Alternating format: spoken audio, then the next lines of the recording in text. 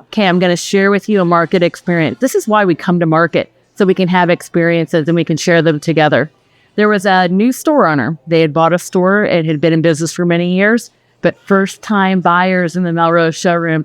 And they came in and they got a little bit overwhelmed. And so they started asking me, of all the people around, they started asking me questions about what the trends are. And they said they're going to have 6 designer-themed trees inside of their store. They knew what 5 were going to be, but they still didn't know what the last one was going to be. And so they had walked through and they saw 2 trees that they really, really liked, but they couldn't decide what did I think they should pick for a tree. So even though I didn't have the answers, I knew that they had the answers themselves. So I started asking them a few questions. Well, with this last tree that you have inside of your showroom, what do you anticipate selling off of it? And they said, well, mostly we all sell ornaments.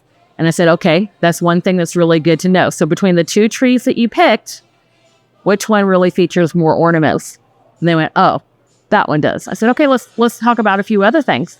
In your business and in your store, do you ever do custom work for other clients? Do you do design work? Do you have a designer in your store that helps to make everything beautiful so that you can sell those ornaments to your customers? And then that led to the next question where they already knew the answer. Then the next question that I asked them is, what about this stuff? Do you sell a lot off of your shelves in addition to what you're selling in your ornaments? So do they come in, see the tree, see the ornaments, and then they buy the coordinating products?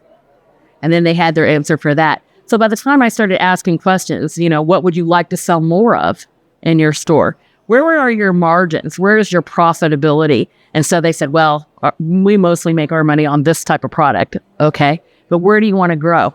You know what? That type of product, again, we want to focus on that. And so they had the answers. And so by the time we finished the conversation, it took a little while. They saw the 2 beautiful trees that they were looking at, but the answer was quite clear. I think that's something that you can do as well. Sometimes when we're in market, we get all excited, and sometimes it's a little bit overwhelming when you're trying to decide what your looks are going to be.